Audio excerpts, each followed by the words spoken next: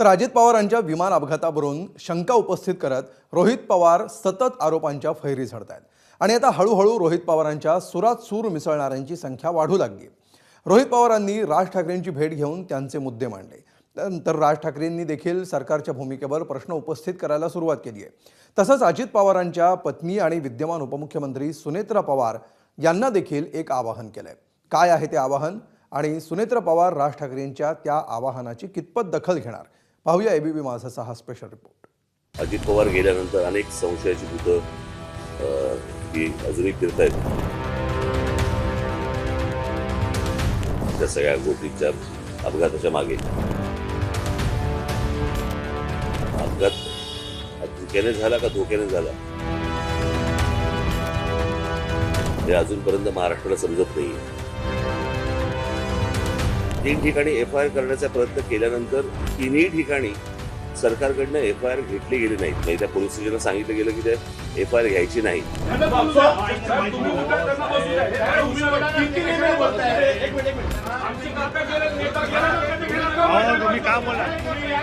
इथेच जास्ती मला संशयाची सुई ज्याला आपण म्हणतो की किंवा इथे सरकारला असं का वाटतंय किंवा पोलीस स्टेशनला का घेऊ देत नाही। मी सुनेत्रा अजित पवार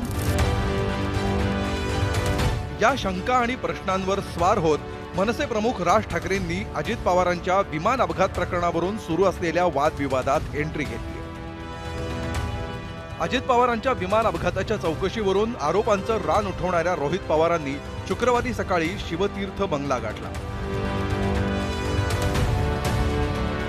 अजित पवारांच्या विमान अपघाताबाबत गोळा केलेली माहिती, एफआयआर नोंदवण्यात येत असलेल्या अडचणी आणि इतर मुद्द्यांवर राज ठाकरेंशी सविस्तर चर्चा केली। रोहित पवारांची चर्चेनंतर राज ठाकरेंनी काही मुद्दे उपस्थित केले। एफआयआर नोंदवण्यासाठी पोलिसांकडून दिला जाणारा नकार यातच राज ठाकरेंना काहीतरी काळबेरं वाटतंय। ज्यावेळेला ते मरीन ड्राईव्ह वरती गेले, त्या पोलीस स्टेशनला गेल्यानंतर तिथले जे कोणी अधिकारी होते ते त्यांचा एफआयआर लिहून घेत होते, टाईप करत होते आणि टाईप करत असताना इतक्यात डीसीपी आले तिथले आणि त्यांनी सांगितलं की नाही एफआयआर लिहून नाही घ्यायचा म्हणून। तर हे कशासाठी आहे मला असं वाटतं याची उत्तरं, जर समजा काही नसेल तो निव्वळ अपघात असेल, जर तो घातपात नसेल, पण जर समजा त्यांच्या घरच्यांनाच कोणाला तरी जर समजा त्याबद्दल जर समजा काही संशय असेल किंवा चौकशी नीट व्हावी यासाठीचा तो समजा एफआयआर त्यांनी जर त्यांना करायचा असेल तर त्याला अडथळे सरकारकडनं का आणले जात आहेत।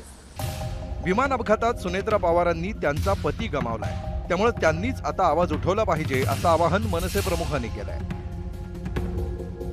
अधिकाऱ्यांना जर समजा सरकारच सांगत असेल की करून घ्यायचं नाही तर तुम्ही अधिकाऱ्यांना काय दोष देणार?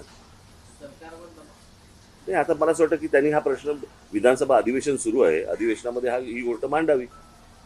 उद्या लोकसभेचं अधिवेशन सुरू होईल त्यावेळेला मला असं वाटतं राष्ट्रवादीच्या खासदारांनी ते प्रश्न तिकडे उपस्थित करावे आणि त्यातल्या सगळ्यात महत्वाचं म्हणजे या गोष्टींबद्दल सुनेत्रा वहिनी बोलल्या पाहिजे। मुख्यमंत्री तर बोललेच पाहिजे, पण सुनेत्रा वहिनी देखील बोलल्या पाहिजे। दरम्यान अजित पवारांच्या विमान अपघात प्रकरणी एफआयआर नोंदवून घेतला जात नसल्याच्या मुद्द्यावर राज ठाकरेंनी देखील प्रश्न उपस्थित केल्यामुळे रोहित पवारांना नक्कीच बळ मिळालं असणार। जी काय माहिती मी घेऊन गेलो होतो ती पूर्ण माहिती त्यांनी समजून घेतली। त्यांनी सांगितलं की महत्त्वाचा विषय आणि सगळ्यात महत्त्वाचा प्रश्न एवढाच आहे की एफआयआर पोलिसांनी का नाही घेतला। त्यांनी सांगितलं की दादांना मी ओळखत होतो, जवळून आम्ही काम केलेलं आहे, जेव्हा केव्हा भेटायचो आम्ही तेव्हा बोलायचो। दादा असले काय नाही तर कुणी असलं काय, पण मराठी माणसाला जर न्याय मिळत नसेल तर त्यासाठी जे काय करावं लागेल ते मी आमच्या लेवलला त्या ठिकाणी करू।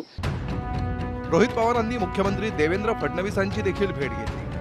आतापर्यंत अजित पवारांच्या अपघाताबाबत गोळा केलेली माहिती आणि चौकशीबाबतच्या शंका कुशंका याबद्दल रोहित पवारांनी मुख्यमंत्र्यांशी सविस्तर चर्चा केली आहे व त्या बाबतीतलं पत्र, त्याच्याचबरोबर प्रेस कॉन्फरन्सच्या मदतीने जी काय माहिती मी मीडियासमोर मांडली, लोकांसमोर मांडली, जी आमच्या सोर्सेसच्या माध्यमातून गोळा केली, ती सर्व माहिती मुख्यमंत्री साहेबांना एक डॉकेट करून तिथं मी दिलेली आहे.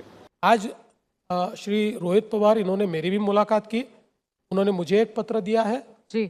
उनका जो पत्र है उसमें जो शंकाएं उन्होंने व्यक्त की है उस पत्र को मैं मेरा पत्र जोड़कर डीजीसीए को भेजने वाला हूं और उनको कहने वाला हूं इन सब मुद्दों की भी जांच की जाए। अजित पवारांच्या विमानाचा अपघात नसून घातपात झालाय असा शंकेचा सूर रोहित पवार रोज आळवतात आणि त्यांच्या या सुरांना अजितदादांच्या राष्ट्रवादीच्या काही आमदारांचीही साथ मिळाली. याशिवाय ठाकरेंच्या शिवसेनेनं देखील रोहित पवारांच्या आरोपांवर बोट ठेवत वेळोवेळी सरकार विरोधात टीकेची मशाल पेटवली आहे. आता रोहित पवारांच्या आरोपांची दखल घेणाऱ्यांच्या यादीत राज ठाकरेंचीही भर पडली आहे. दुसरीकडे अजित पवारांच्या विमान अपघाताच्या सखोल चौकशीला सत्ताधारी महायुतीचा विरोध नाही. मात्र स्वतंत्र पातळीवर पुरावे सादर करणाऱ्या रोहित पवारांच्या भूमिकेला सत्ताधाऱ्यांचा